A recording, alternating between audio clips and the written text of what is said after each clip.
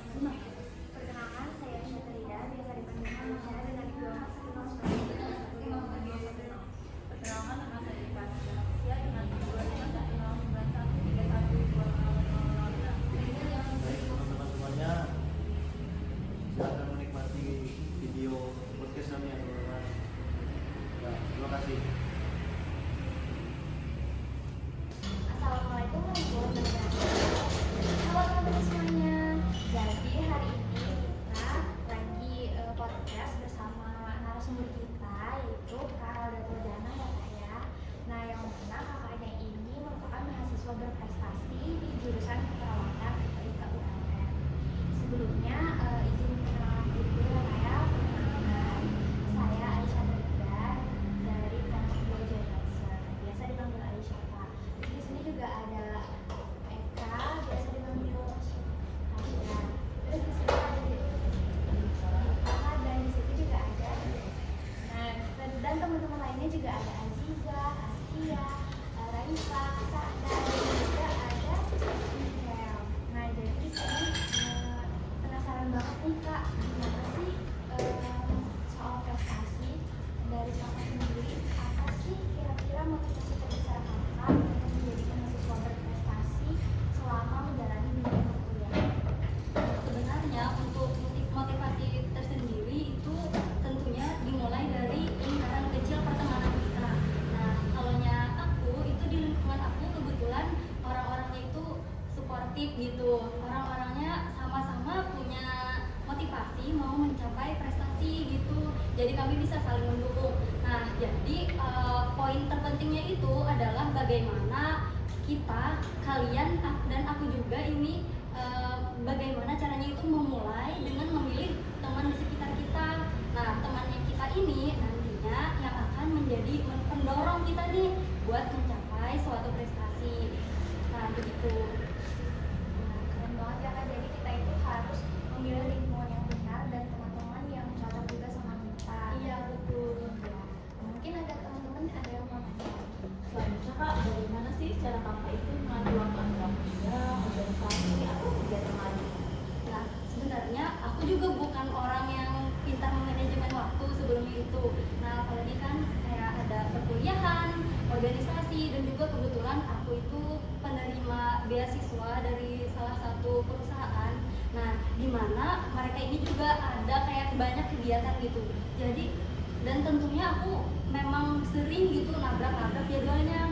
Nah, gimana caranya aku memanajemen waktu? Yaitu aku harus memilih yang mana prioritas terlebih dahulu. Nah, kalau kita kan di sini buat kuliah. Nah, tentunya aku harus memprioritaskan kuliah terlebih dahulu. Nah, kalau kegiatan dari perusahaan yang memberikan beasiswa dengan organisasi, aku lihat dulu nih urgensinya di mana. Kalau aku di organisasi aku itu sebagai misal koordinator gitu, dan atau penanggung jawab. Kalau aku terlambat, aku gak bisa hadir, itu tentunya bakalan mempengaruhi keberlangsungan acara kan ya. Nah, jadi tentunya aku harus memilih organisasi aku itu tadi. Nah, kemudian untuk perkuliahan, untuk tetap kuliah kemudian berprestasi juga, itu tentunya pilih lagi yang mana gitu yang harus kamu dahulukan. Jangan sampai kamu melalaikan yang lebih penting begitu. Baik, terima kasih Kak. Kak Zeli mau nanya lagi nih Kak, sebagai mahasiswa berprestasi itu pastinya banyak banget tantangannya ya Kak. Ya, kira-kira menurut Kakak sendiri perawat itu Kak, sebagai calon perawat itu pasti diajarkan untuk selalu profesional, entah itu dari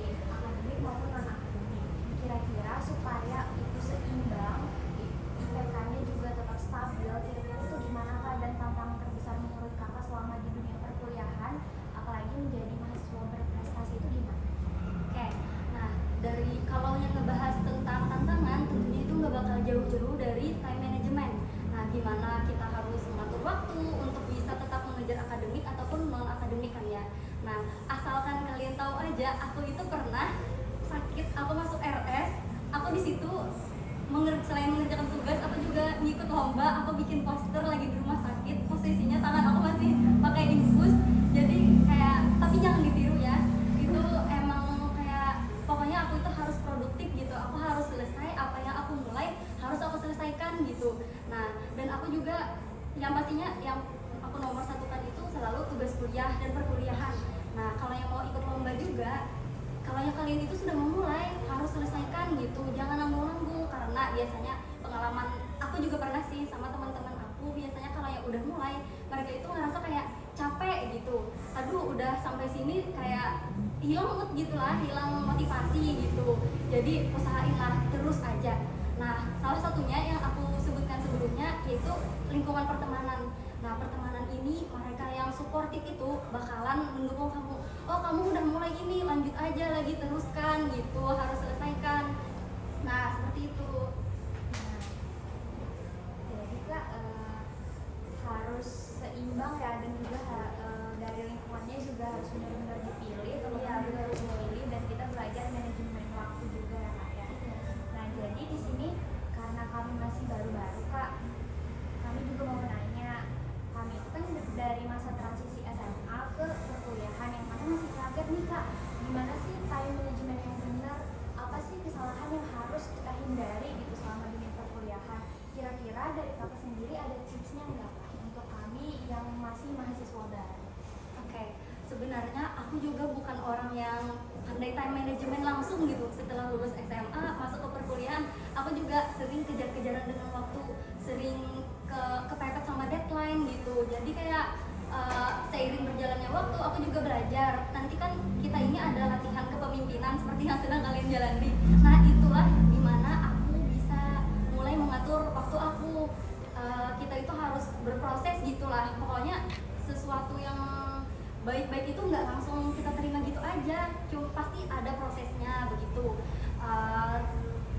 Aku juga kayak dari pengalaman-pengalaman sebelumnya, aku bisa mengevaluasi diriku gimana nih yang seharusnya jangan aku lakuin. Misal aku kebanyakan main misalnya gitu, atau kebanyakan main HP deh.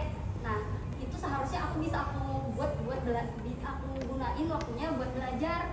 Nah, jadi buat kedepannya aku evaluasi diriku, aku harus batasi nih main HP.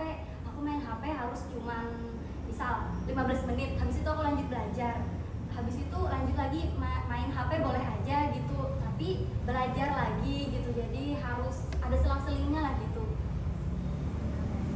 Jadi kita itu dari masa SMA tadi kan transisi ke masa perkuliahan itu masih normal ya Kak ya, juga masih ada kesalahan dalam time management, dan juga ternyata KKMD ini membangun supaya kita itu belajar time management yang baik ya Kak ya. Nah, yang mana selain diajarkan di kegiatan ini, dari diri kita sendiri juga ya Kak ya, supaya tahu nih boundary ini di mana gitu.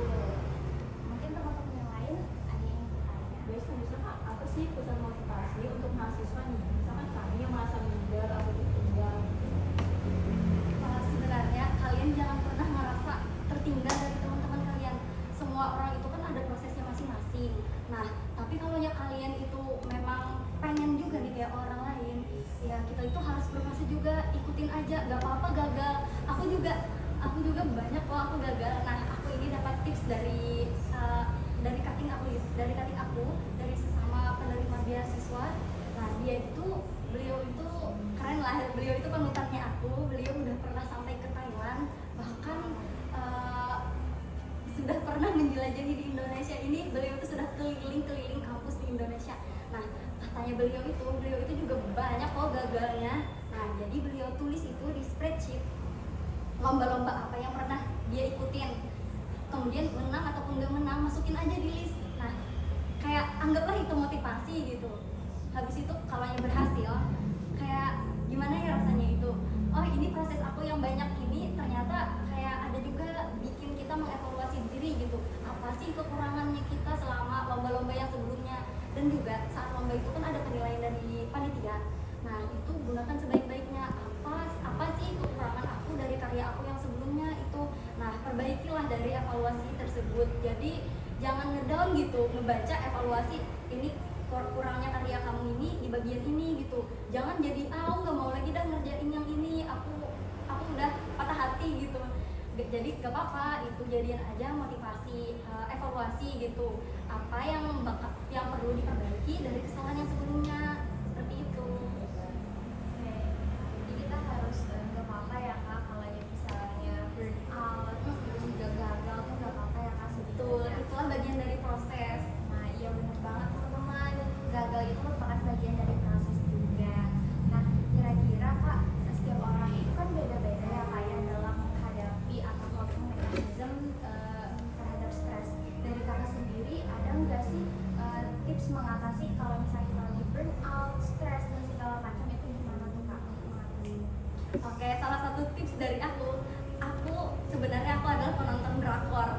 Nah, jadi aku biasanya itu belajar kan, ini misal aku lagi belajar satu matkul itu mau UAS.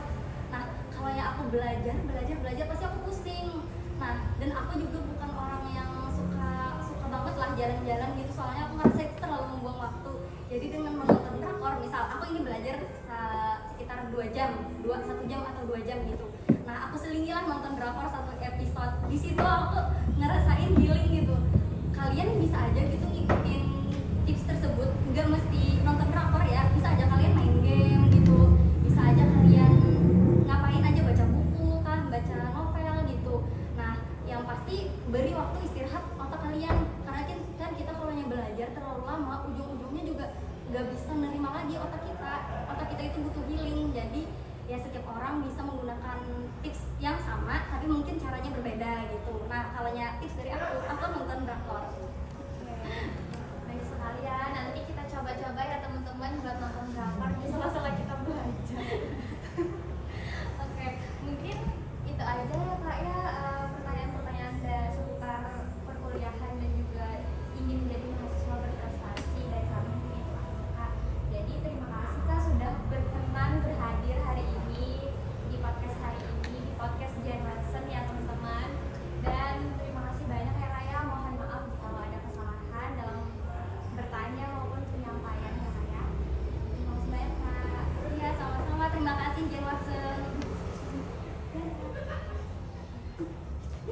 Nah, jadi ini ada sedikit pemberian dari kami, ucapan terima kasih kami karena kakak sudah berkenan berhadir hari ini di podcast kami. Oke, makasih banyak juga ya. Terima kasih kak. Kak, bagaimana sih cara kakak itu mengatur waktu antara kerja, organisasi, atau kegiatan lain? Nah, sebenarnya aku juga bukan orang yang pintar memanajemen waktu sebelum itu. Tadi kan kayak ada perkuliahan, organisasi, dan juga kebetulan aku itu penerima beasiswa dari salah satu perusahaan. Nah, di mana mereka ini juga ada kayak banyak kegiatan gitu. Jadi, dan tentunya aku memang sering gitu nabrak